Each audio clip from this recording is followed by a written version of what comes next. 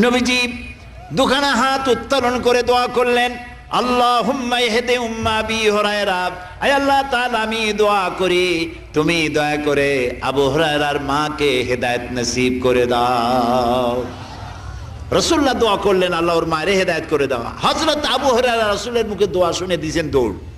পিছন থেকে সাহাবীরা মনে করলেন আবু হুরায়রা দৌড়ায় কেন, জামা টেনে ধরছে পিছন থেকে। জিজ্ঞেস করলে আবু হুরায়রা দৌড়চ্ছ কেন, কোনো বিপদ হয়েছে নাকি? কয় না, কোনো বিপদ হয় নাই, আমাকে ছেড়ে দাও। কেন, কি হয়েছে?